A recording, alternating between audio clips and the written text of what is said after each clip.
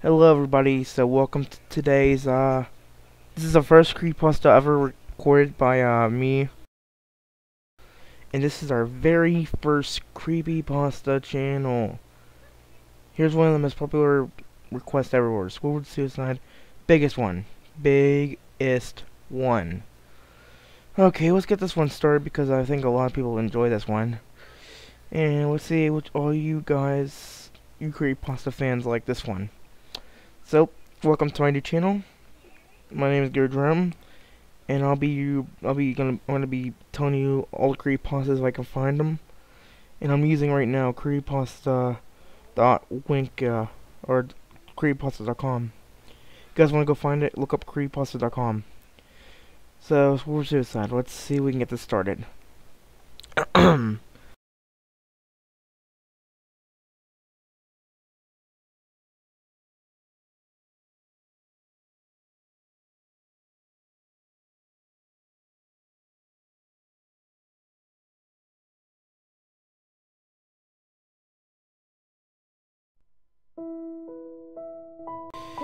I just want to start off by saying, if you want an answer at the end, prepare to be disappointed. There just isn't one.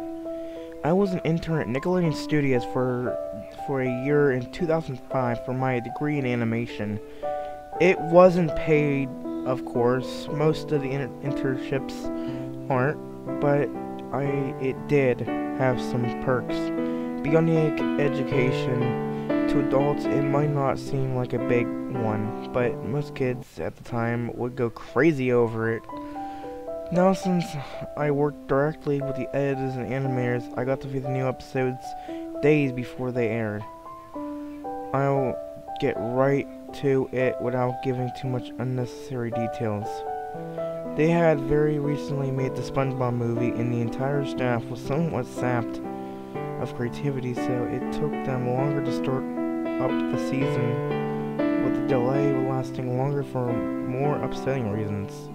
There was a problem with the Series 4 premiere that set everything and everyone and everything back for several months.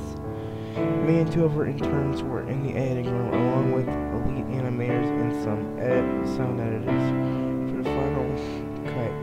We received a copy of that was supposed to be for Krabby and gathered around the screen to watch. Now, given that it's not the final yet, animators often put up a mock title short of any inside joke for us, with phony, oftentimes rude titles such as "How Sex Doesn't Work" instead of "Rockabye Bivalve" when SpongeBob and Patrick adopt a sea scalp. Nothing particularly funny about work-related chuckles, so when I saw the title "Squidward Suicide," we didn't think it was more than a morbid joke. One of the interns did a small throat laugh. The happy-go-lucky music plays as it is normal. The story begins with Squidward practicing his clarinet, hitting a few sour notes like normal. We hear SpongeBob laughing outside, and Squidward stops, yelling at him to keep it down as he has a concert that night and needs to practice. SpongeBob says okay and goes to see Sandy with Patrick. The bubbles splash screen comes up, and we are at the end of Squidward's concert. This is when things begin to seem off. While playing, a few frames repeat themselves, but the sound doesn't. At this point, sound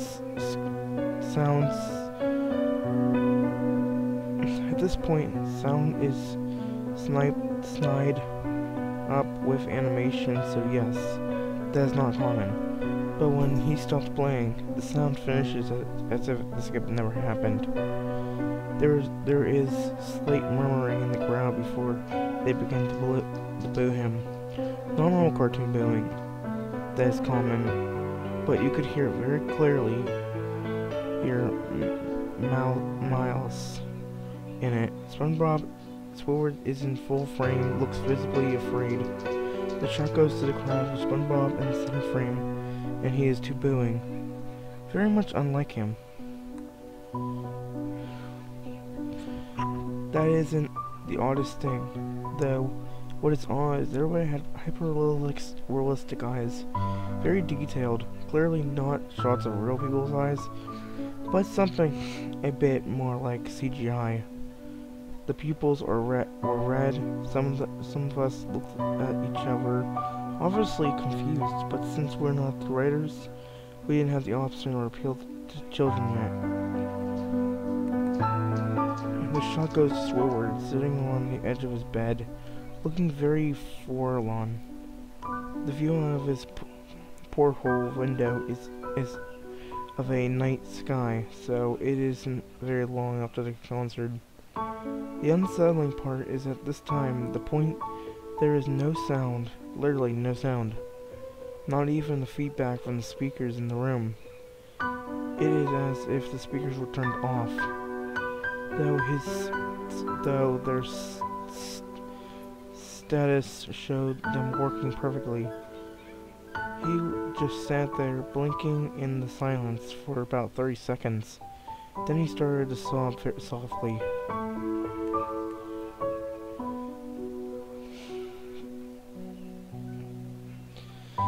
He put his hands tentacles over his eyes and cried quietly for a full minute more. All the whites, while a sound in the background, very slowly growing from nothing to barely audible. It sounded like a slight breeze through a forest.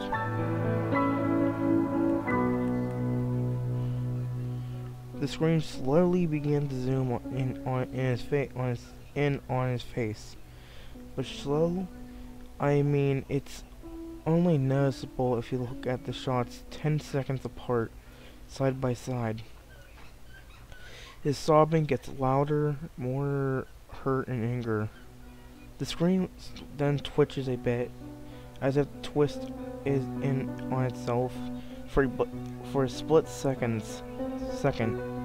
Then the back to normal when through the tree sound gets slowly louder and more severe, as if a storm is brewing somewhere. The eerie part is the sound, and Squidward's sobbing sounded real, as if someone wasn't coming from the speakers, but as if the speakers were holes that the sound was coming through from the other side. As good as the sound as the studio likes to have, they don't purchase equipment to be that good to produce sound of that quality. Below the screen sound of the wind and sobbing, very faint, someone sounding like laughing. It came at the oddest intervals and never lasted more than a second, so you know I had a hard time pinning it. We watched the show twice, so pardon me if things sound too suspicious. I can't speak that one. One word on this is kind of hard to speak, but I've had time to think about him. After 30 seconds of this, the screen blurred and twitched violently, and something flashed over the screen, as if single frame was replaced. The lead animator paused and rewound frame by frame. What we saw was horrible. It was a still photo of a dead child. He could be more than six. The face was mangled, blooded, one eye dangling over the upturned face, popped. He was naked down to underwear, and his stomach was currently cut open, and his entrails laid beside him. He was laying on some pavement that was probably a road. The most upsetting part was there was a shadow in the photographer. That was no crime tape, no evidence tags or markers, and the edge was completely off for a shot designed to be evidence. It would seem the photographer was the person responsible for the child's death. We were, of course, mortified, but pressed on, hoping that It was just a sick joke. The screen flipped back to Squidward, still sobbing louder than before and half body and frame. There was now appeared to be blood running down his face from his eyes. The blood was also done in hyper-realistic style, looking as if you touched it, you'll get blood on your fingers. The wind sounded now as if it were that of a gale blowing through the forest. There were even snapping sounds of branches, the laughing a deep baritone, lasting at longer intervals and coming more frequently. After about 20 seconds, the screen again twisted and twitched, and showed a single frame photo. The editor was reluctant to go back. We all were, but he knew he had to. This time, the photo was of what appeared to be a little girl, no older than the first child. She was laying on her stomach.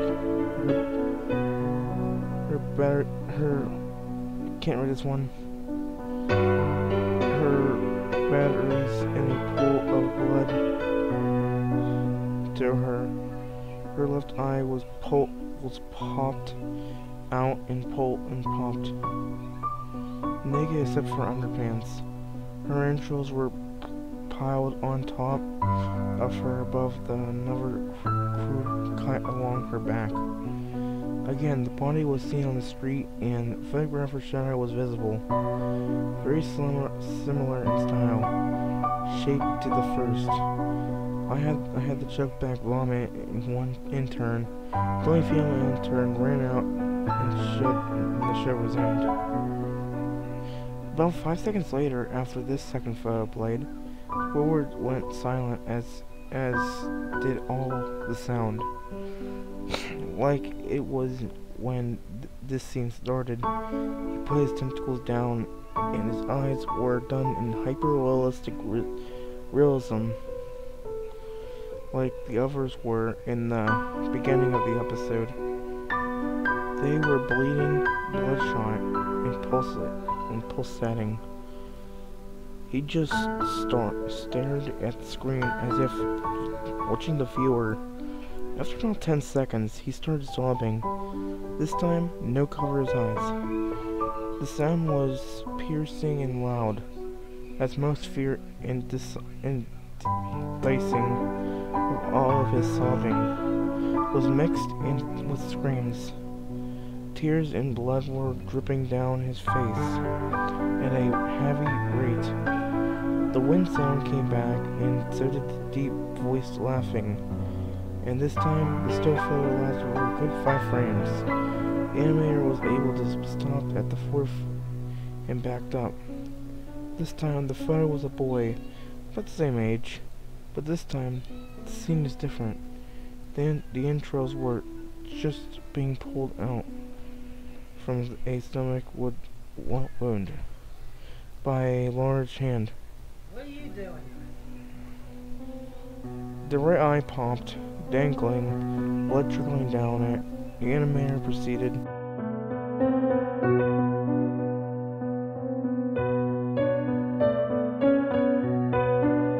It was hard to believe, but the next one was different, but we couldn't tell what it was.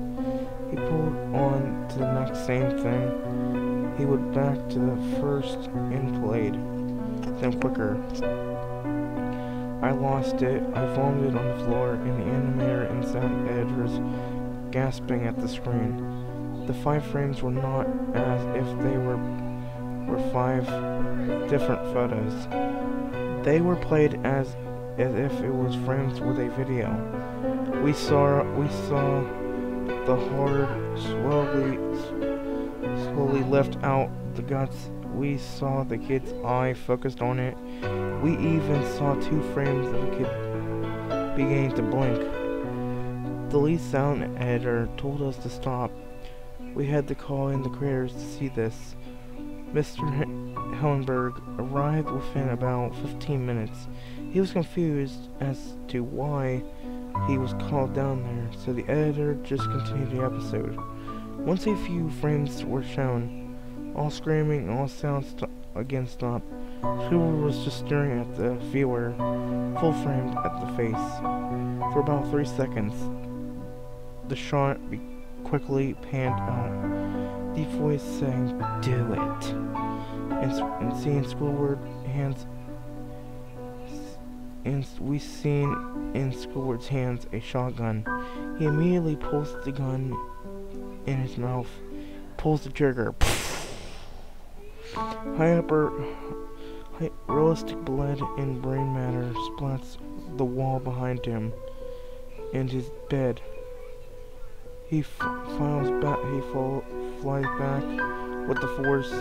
The last 5 seconds of the episode showed his body on the bed, on his side, once again, dangling on what left of his head above the floor, staring blankly at it. Then the episode ends. Mr. Hellenberg was obviously angry at this. He demanded to know what the heck was going on. Most people left the room at this point, so it was just a handful of us watching it again. Viewing the episode twice only served to imprint the entire of it in my mind and cause horrible nightmares. I'm sorry I stayed. Okay, that was a weird creepypasta. It was interesting. Anyway, guys, thanks so much for enjoying this one creepypasta. This is the end of it, and I think it's going on for about 15 minutes, so this will be a long one. Anyway, guys, hit that subscribe button if you enjoyed this creepypasta. Give this thing a thumbs up.